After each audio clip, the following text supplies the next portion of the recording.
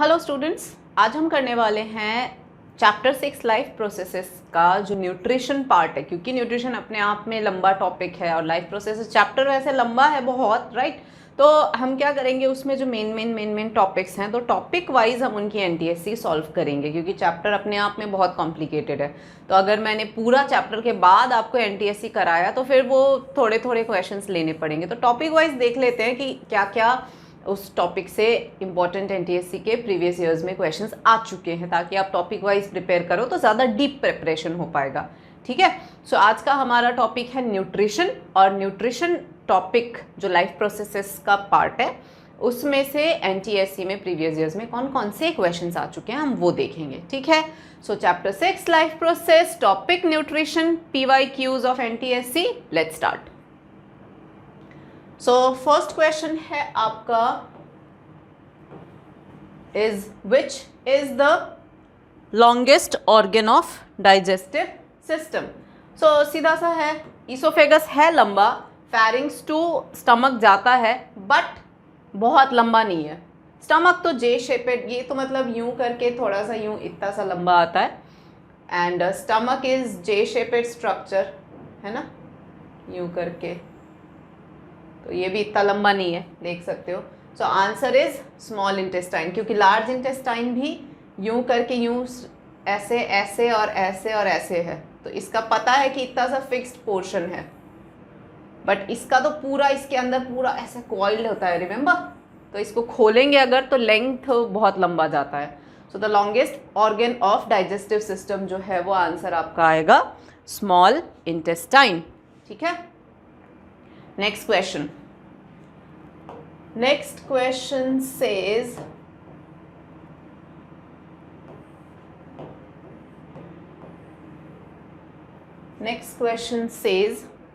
gastric juice contains क्या, gastric juice में क्या होता है। ठीक है। सो देखो, पेप्सिन एंड ट्रिप्सिन एक साथ होता नहीं है, पेप्सिन स्टमक में होता है, ट्रिप्सिन जो है वो, pepsin is found in stomach, और गैस्ट्रिक जूस भी कहाँ निकलता है बच्चों, स्टमक में बनता है। Trypsin is found in small intestine. ठीक है। तो अब आप देख लो, तो ये ऑप्शन ए तो हो ही नहीं सकता। Trypsin again and HCl, trypsin जब स्मॉल इंटेस्टाइन का हो गया तो ये ऑप्शन वैसे ही खत्म हो गया। Then amylase, amylase is found in either small intestine, pancreatic amylase है तो, और सलाइवा में, तो ये भी ऑप्शन गलत हो गया। तो answer is pepsin and HCl। तो गैस्ट्रिक जूस में क्या क्या होता है, वैसे तो इसमें दो ही ऑप्शन दे रखे हैं, पर टोटल कितने होते हैं, पेप्सिन, HCl और म्यूकस। पेप्सिन का काम है प्रोटीन को ब्रेक डाउन करना, HCl का काम है पेप्सिन के लिए एसिडिक मीडियम क्रिएट करना और माइक्रोब्स को चेक करना, और म्यूकस का काम है उसकी वॉल्स को क्या करना, वो करना, बचाना फ्रॉम HCl। ठीक है। तो ये आ गया आपका। नेक्स्ट क्वेश्चन आ गया, क्या पूछ रहा है भाई। Next question says, what is the common product of both photosynthesis and respiration. Respiration और फोटोसिंथेसिस दोनों में कॉमन प्रोडक्ट क्या बनता है। तो आप सोचो दोनों में कॉमन क्या बनता है। देखो, ऑक्सीजन फोटोसिंथेसिस का बाई प्रोडक्ट है, लेकिन रेस्पिरेशन का बाई प्रोडक्ट है CO2। तो ये तो भूल जाओ और ये भी भूल जाओ, है ना, क्योंकि इसमें ये है इसमें ये है, तो ये दोनों तो खत्म हो गए। ADP नहीं, हाँ ATP would be the right answer, क्योंकि मैंने आपको फोटोसिंथेसिस के लाइट रिएक्शन में पढ़ाया था ना कि ATP और NADPH बनता है लाइट रिएक्शन में, और उसकी मदद से डार्क रिएक्शन में फोटोसिंथेसिस हो पाता है। और रेस्पिरेशन तो एनर्जी के लिए ही होता है, ये तो आप जानते ही हो। तो ATP तो बाय डिफॉल्ट बना रहा है। ठीक है।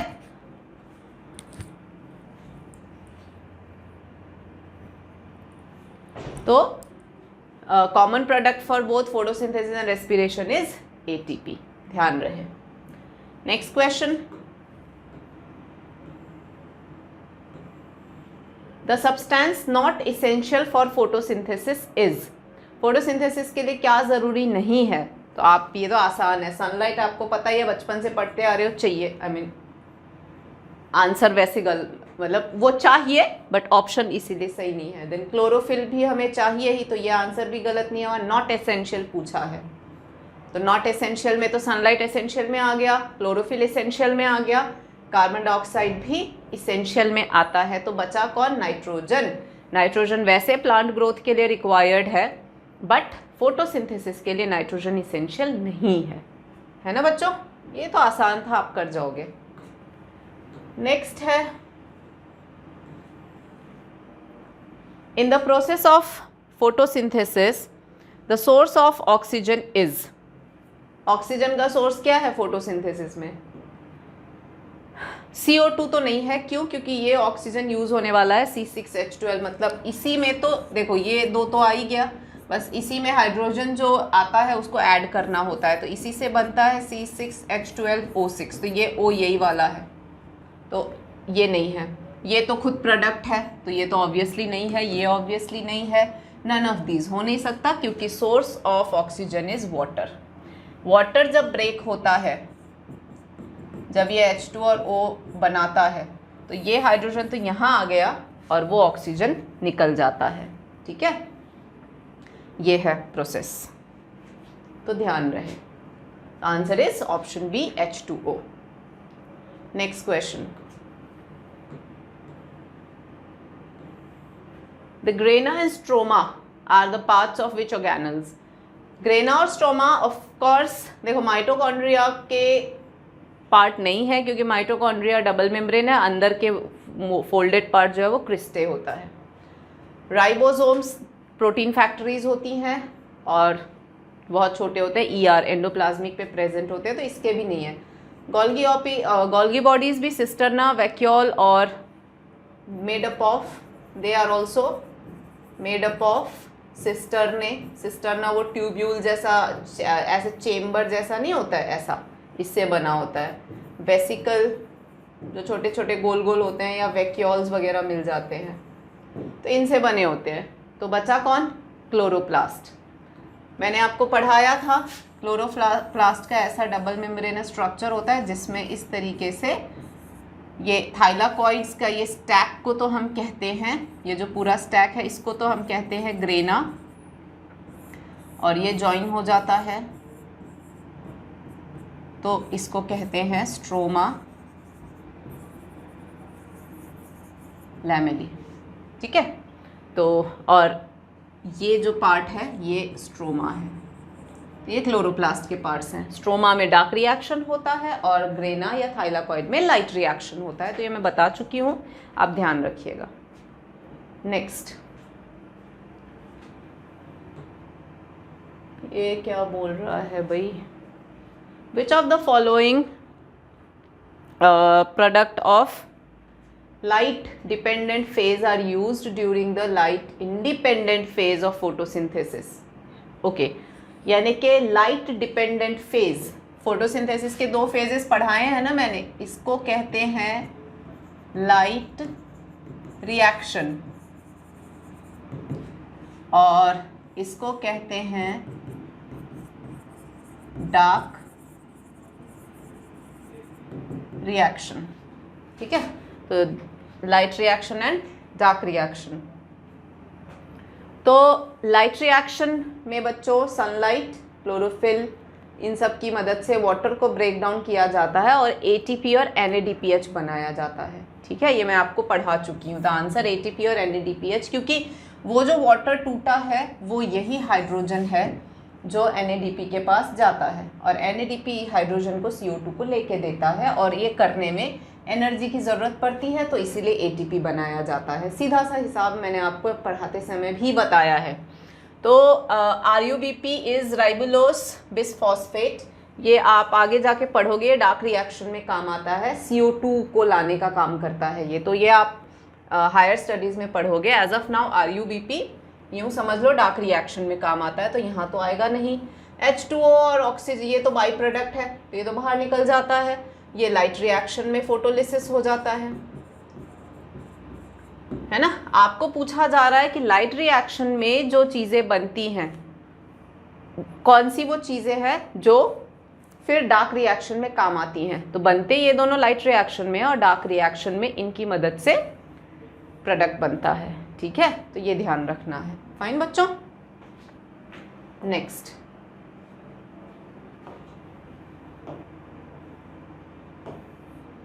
Autotrophic mode of nutrition requires. Autotrophic mode of nutrition में क्या क्या रिक्वायर्ड है?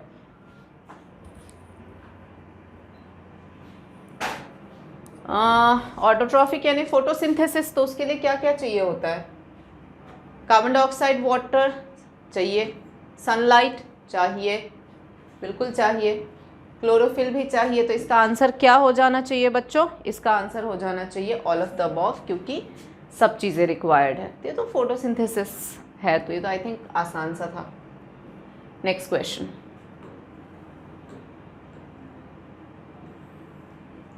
Enzyme which is absent in pancreatic juice. Pancreatic juice में कौन सा एंजाइम एब्सेंट होता है?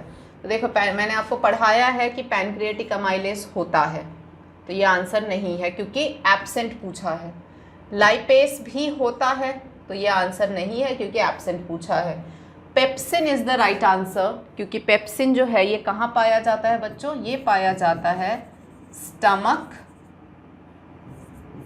गैस्ट्रिक, स्टमक में भी, किस में? तो गैस्ट्रिक जूस।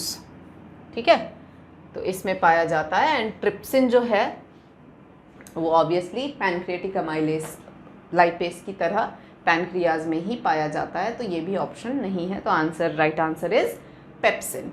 ओके, नेक्स्ट,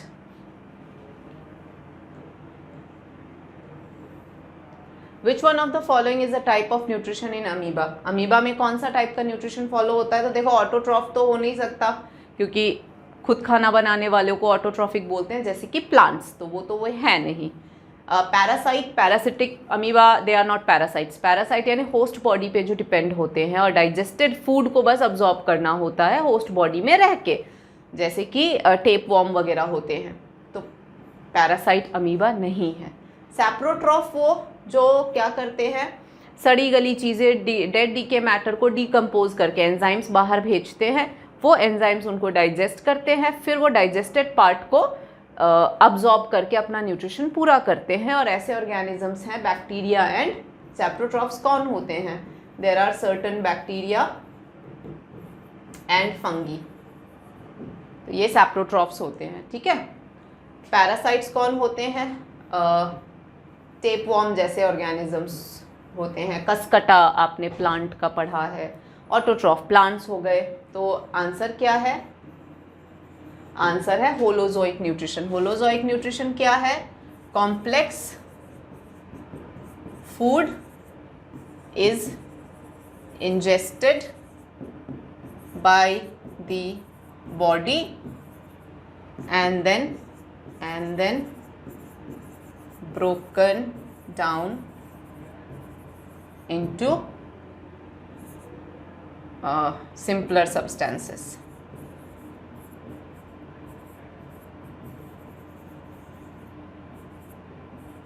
ठीक है, broken down into simpler substances. तो this is होलोजोइक न्यूट्रिशन. ठीक है, तो ये है आंसर आपका अमीबा का. नेक्स्ट देखते हैं. नेक्स्ट क्या पूछ रहा था? Habitat related with sunken stomata. तो देखो, संकन स्टोमेटा यानी कि बिल्कुल अंदर दबा हुआ स्टोमेटा. ओके, तो ये किस लिए होता है? ये होता है ताकि स्टोमेटा जितना गहरा अंदर रहे उतना वो ट्रांसपीरेशन कम से कम कर सके. तो इसके लिए स्टोमेटा का संकन होना ज़रूरी है. तो वो आपको मिल जाता है ज़ीरोफाइट्स में, यानी कि वो जो डेजर्टिक प्लांट हो, क्योंकि ये ज़रूरत सिर्फ डेजर्ट के प्लांट्स को होता है, दूसरे ऑर्गेनिजम्स को नहीं होता है. मीजोफिटिक जो मॉडरेट कंडीशन में रहते हैं तो उनको इतनी ट्रांसपीरेशन से मतलब नहीं है. हाइड्रोफिटिक पानी वाले होते हैं तो उनको भी ऑब्वियसली पानी का कोई मतलब नहीं है. Sunken stomata is meant for deep stomata, जो ट्रांसपीरेशन कम से कम कर सके और पानी को वेस्ट होने से बचा सके. तो वो ज़रूरत सिर्फ और सिर्फ ज़ेरोफाइट्स यानी कि डेजर्ट प्लांट्स को ये रिक्वायर्ड होता है. तो सिंस ये डेजर्ट प्लांट्स को रिक्वायर्ड होता है, कांट अफोर्ड ट्रांसपीरेशन. क्यों रिक्वायर्ड होता है? तो कांट अफोर्ड ट्रांसपीरेशन। तो सिंस ये ट्रांसपीरेशन अफोर्ड नहीं कर सकते तो स्टोमेटा जो है वो संकन है। फाइन बच्चों, आगे देखते हैं।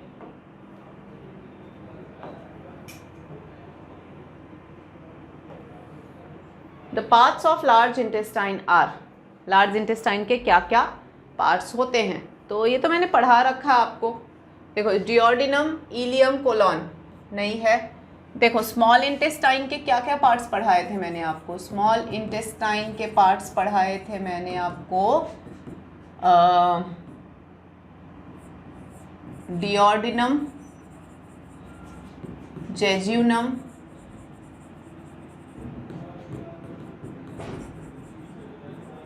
इलियम, और लार्ज इंटेस्टाइन का पार्ट है सीकम, कोलोन और रेक्टम। ओके, तो आप देख सकते हो, ढूंढो सीकम, कोलोन, रेक्टम, ये रहा।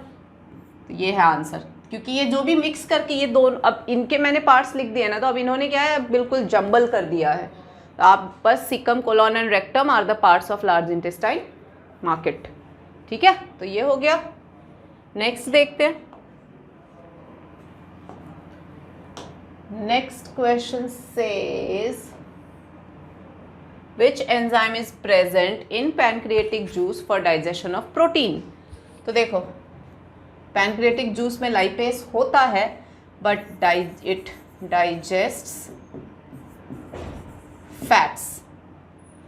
Then pancreatic juice में trypsin होता है but it digests proteins. ठीक है। देन अमाइलेस, पैनक्रिएटिक जूस में ये क्या पूछ रहा है? प्रोटीन, हाँ तो लिख तो दिया मैंने। अमाइलेस भी होता है और इट डाइजेस्ट्स कार्बोहाइड्रेट्स। ठीक है, तो टैलिन क्या है? टैलिन इज एंजाइम, कौन सा? Salivary amylase found in saliva, salivary amylase found in saliva। ठीक है, तो टैलिन को हटा दो। अब सिंस ये कार्बोहाइड्रेट डाइजेस्ट करता है, इसको हटा दो। लाइपेस फैट डाइजेस्ट करता है, इसको हटा दो। बचा क्या? Trypsin, it digests protein. ठीक है, तो दिस इज सॉर्टेड। आगे देखते हैं। हो क्या बोल रहा है भाई ये इतना?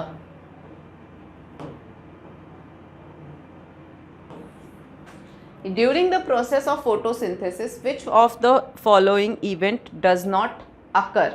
कौन सा इवेंट नहीं होता है भाई? Absorption of light and photosynthesis के दौरान, तो irrespective of light and dark reaction दोनों को मिलाना है। क्या नहीं होता है ओवरऑल फोटोसिंथेसिस में? तो absorption of light energy by chlorophyll बिल्कुल होता है। Conversion of light energy into chemical energy बिल्कुल होता है। ऑक्सीडेशन, CO2 में ऑलरेडी CO2 है, इसमें और ऑक्सीजन ऐड करना होता है क्या? नहीं होता है। तो यही हमारा आंसर मिल गया अपने को। रिडक्शन ऑफ CO2 तो बिल्कुल होता है। कार्बोहाइड्रेट यही तो होता है, ये मेन तो यही होता है। CO2 में क्या करना है? NADPH का जो हाइड्रोजन है, तो ये हाइड्रोजन ही तो यहाँ ऐड करना है। Reduction, addition of hydrogen is reduction, and oxidation का मतलब है एडिशन ऑफ ऑक्सीजन। तो answer is does not occur, right. तो ये क्रॉस जो मैंने लगाया है, मतलब आंसर के हिसाब से देखें तो option C is the right answer. मतलब ये इवेंट नहीं होता है, मैंने उसका क्रॉस लगाया था। बाकी ये तीनों इवेंट्स जो होते हैं वो होते हैं, ये नहीं होता है। ठीक है, so this is also sorted. आगे देखते हैं। नेक्स्ट इज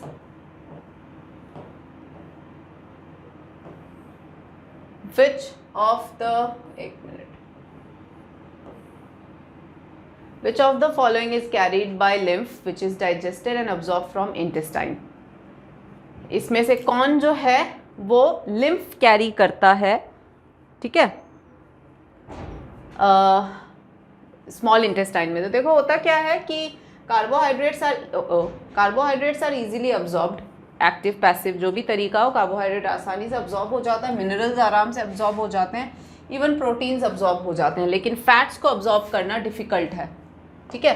तो which means again answer wise देखें तो ये नहीं है, ये नहीं है, ये नहीं है, क्योंकि ये पूछ रहा है कि carried bye lymph and digested and absorb from intestine, तो इसीलिए ये तीनों तो नहीं है। इसकी डाइजेशन तो स्टमक में चालू हो गई थी, कार्बोहाइड्रेट की माउथ में ही चालू हो गई थी, starts in stomach, ends in small intestine and gets absorbed. Minerals तो अब्जॉर्ब हो जाते हैं, एंड कार्बोहाइड्रेट माउथ में चालू हुआ था, स्मॉल इंटेस्टाइन में भी अब्जॉर्ब हो जाते हैं। लेकिन फैट्स बच्चों स्टार्ट ही स्मॉल इंटेस्टाइन में हुआ था इमल्सिफिकेशन के थ्रू, ये थोड़ा सा पेचीदा है। इमल्सिफाई हुआ, फिर लाइपेस ने इसको ब्रेक डाउन किया, फिर स्मॉल इंटेस्टाइन के जो जूस है उसने उसको ब्रेक डाउन करके फैटी एसिड्स और ग्लिसरॉल में कन्वर्ट किया। लेकिन फिर भी फैट्स के जो फैटी एसिड और ग्लिसरॉल होते हैं ना बच्चों, वो आसानी से अब्जॉर्ब नहीं होते हैं, तो उनको क्या करा जाता है, उनको प्रोटीन की कोटिंग करी जाती है, प्रोटीन कोट लगा के तब जाके लिम्फ उसको एब्जॉर्ब कर पाता है।